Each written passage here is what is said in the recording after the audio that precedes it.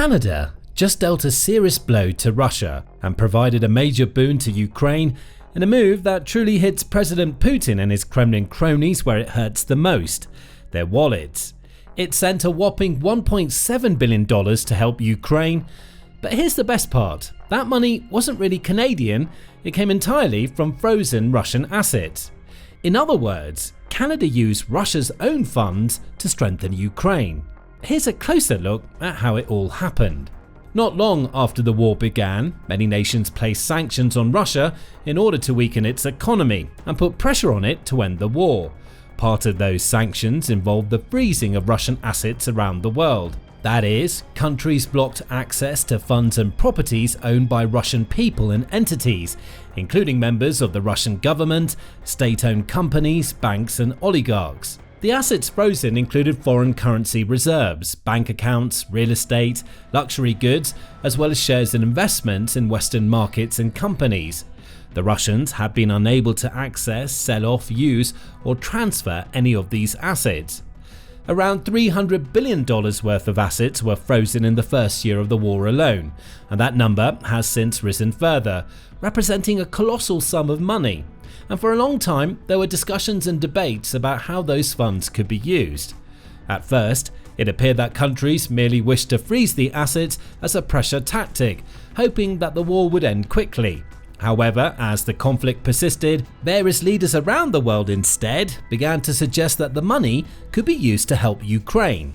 This led to the development of the Extraordinary Revenue Acceleration (ERA) Loans Initiative. Announced in June 2024, the ERA Loans for Ukraine initiative is a G7 program in which the 7 member nations Canada, France, Germany, Italy, Japan, the United Kingdom and the United States pledged to provide Ukraine with loans worth up to $53 billion and then pay off those loans using profits generated by frozen Russian assets. Simply put, it's a way for Ukraine's allies to take money from Russia and funnel it into Ukraine, effectively using Russia to fund the Ukrainian military.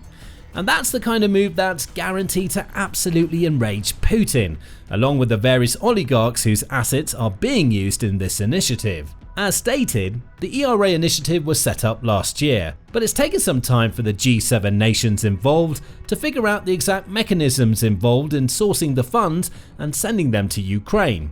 Fortunately, the funds are now starting to flow thick and fast, and it's Canada that's taken a leading role in this initiative. On June 30, Denis Shmyhal, the Prime Minister of Ukraine, confirmed that his country had received a large payment from the North American nation, writing, "Ukraine received about $1.7 billion, 2.3 billion Canadian dollars from Canada as part of the ERA initiative. These are funds secured by the proceeds from frozen Russian assets. Together with our partners, we're making Russia pay for its crimes and destruction. Since the beginning of the year, including the last tranche, we've received about $17.6 billion from frozen Russian assets. I am grateful to Canada and everyone involved in this program. We insist on the full confiscation of frozen Russian funds. They are needed to pay compensation to victims of aggression and to rebuild our country. This will also be an act of justice to help prevent aggressive wars in the future."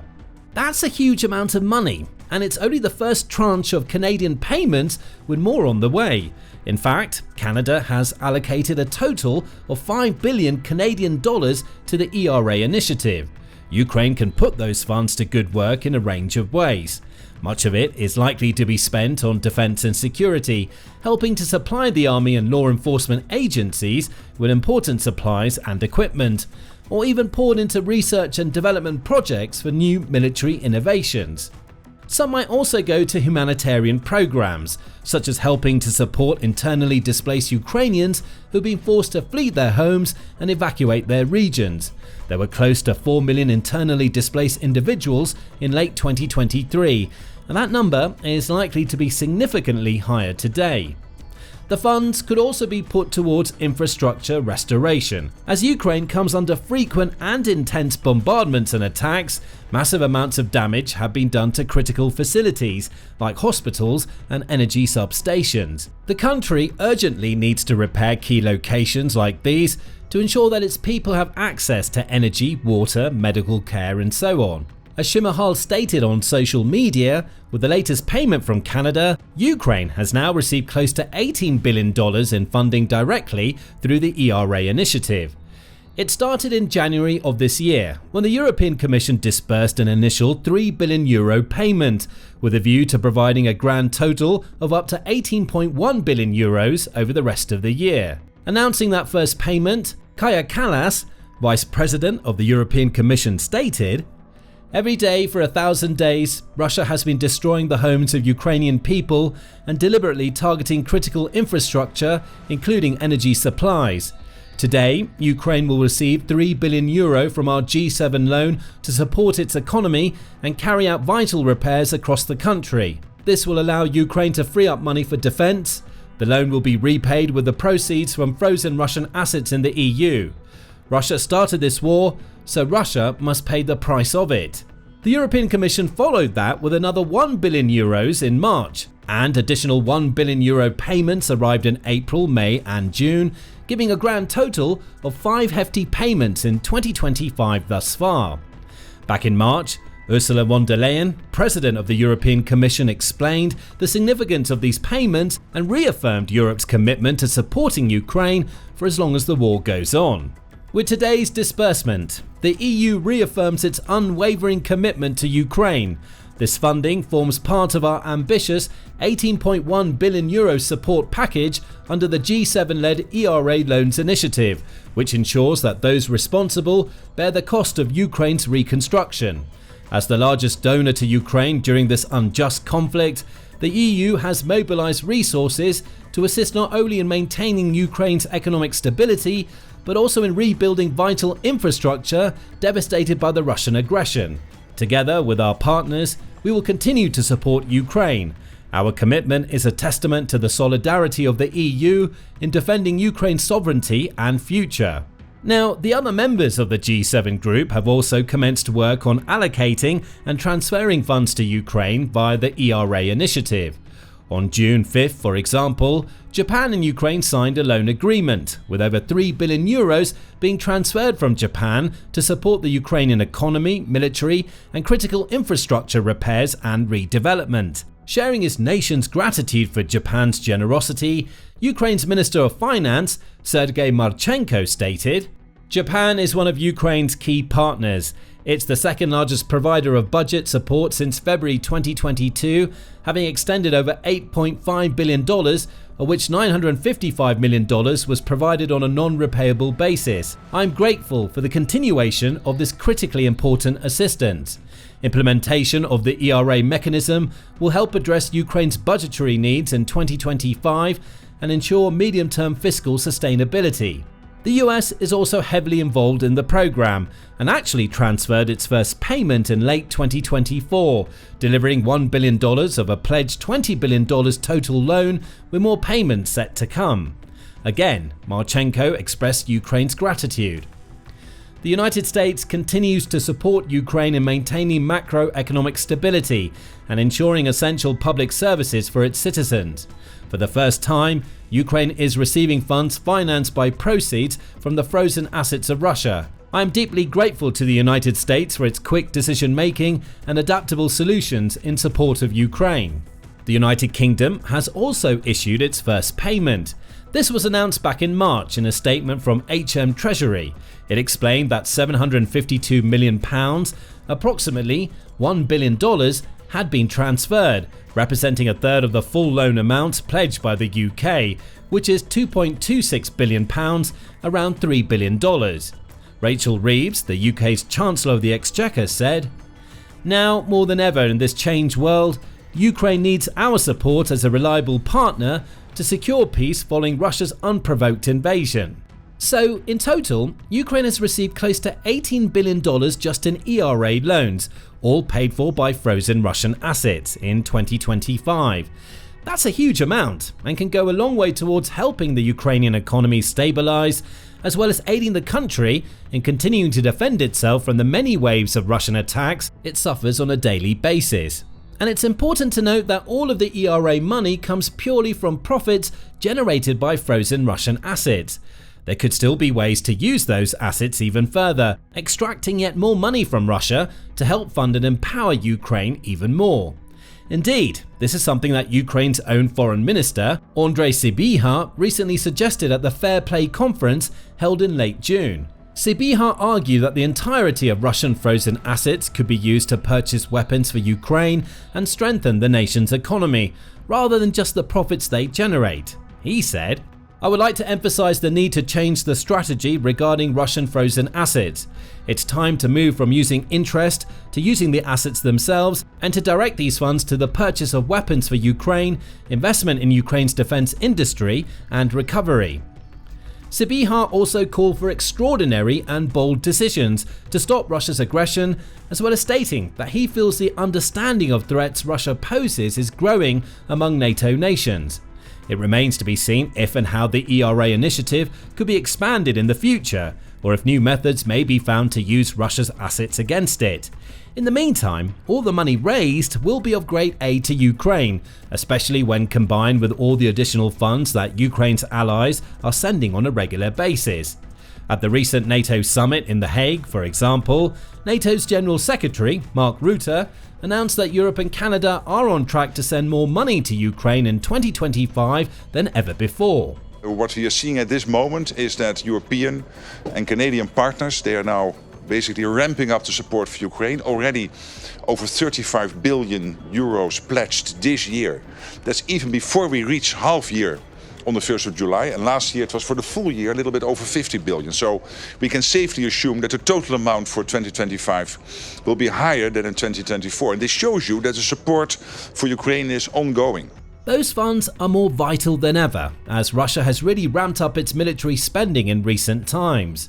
In 2025, the country has raised state spending on defense to the highest levels since the Cold War, with defense spending accounting for over 6% of the Russian gross domestic product and over 30% of the entire 2025 federal budget. It reportedly spent over $140 billion in defense in 2024, with an even higher figure predicted for this year. That is yet another sign of how committed the Kremlin is to winning this war by any means necessary, pouring as much money as it can possibly muster into the likes of military salaries, arms development programs, weapon and vehicle manufacture, logistics, and so on. Recent statistics from sources like Global Firepower show that Russia's defense budget dwarfs that of Ukraine, with Russia also boasting a significantly larger military and far greater numbers of tanks, armored vehicles, fighter jets, and other important pieces of hardware to use in its ongoing invasion. In the face of the Russian juggernaut, Ukraine cannot rely solely on its own economy and domestic capabilities to support itself. It needs funding and support from its allies, and it's inspiring to see just how willing and determined those allies continue to be in helping Ukraine defend its land and battle back against the invaders through aid packages, ERA loans, and other methods. Of course, every single dollar sent to Ukraine counts the same, no matter where it comes from or how it was raised, whether it be via the ERA loans or more direct payments from allies like the US, Canada, and others. However, the funds of the ERA loans must be particularly sweet for Ukrainians to receive, knowing that they're taken straight from the hands and holdings of the Russian oligarchs and entities that seek to oppress them. Each payment is almost a double victory for Ukraine. Not only are they getting more money to funnel into repairs, infrastructure, defense, and economic stability, but they're also taking money away from Russia. And that's particularly important right now, as many recent reports suggest that the Russian economy is in a dire condition. In fact, it's becoming so bad that even Putin himself is struggling to maintain the illusion that everything is fine, as leading bank heads and even the Russian Minister for Economic Development have sounded the alarm about the risks of the continued reckless and exorbitant expenditure of the war. The minister, Maxim Reshetnikov, dropped a bombshell at the recent St. Petersburg International Economic Forum. Based on current business sentiment, it seems to me we are on the brink of transitioning into recession. This shouldn't come as a surprise to anyone who's been following the war and its impact on the Russian economy, but it's still big news to see such a high-profile public figure make such a statement, since Russian ministers usually have to follow along with Putin's propaganda and pretend to the public that everything is better than it really is. As if that wasn't bad enough for Putin, the head of the Russian central bank, Elvira Nabiullina, echoed Reshetnikov's concerns. She explained that Russia's economy had managed to cope in the early stages of the war by relying on free resources like labor, bank capital reserves, and liquid assets from Russia's National Wealth Fund, but warned that those resources are rapidly running out. "We've been growing for 2 years at a fairly high rate due to the fact that the free labor resources were used, but we need to understand that many of these resources have really been exhausted. We need to think about a new model for growth." The statistics back this up. Russia's National Welfare Fund sat at an impressive total of around $113 billion in early 2022, before the war began. By June 1st of this year, it had dropped to just $36.4 billion, which is its lowest level since 2019. This shows just how much money Russia has drawn out of the fund to support its war and stabilize its economy to cope with the many sanctions imposed upon it by countries around the world. Numerous other statistics make for unpleasant reading for President Putin. While the country's unemployment rate has dropped to historic lows of 2.3%, there is a labor shortage of 2 million people. GDP growth slumped from 4.1% in late 2023 to only 1.4% in the first quarter of 2024. Business profits have dropped by a third in total and around half in the oil and gas sectors, which are such big contributors to the Russian economy, and industrial growth has stagnated too.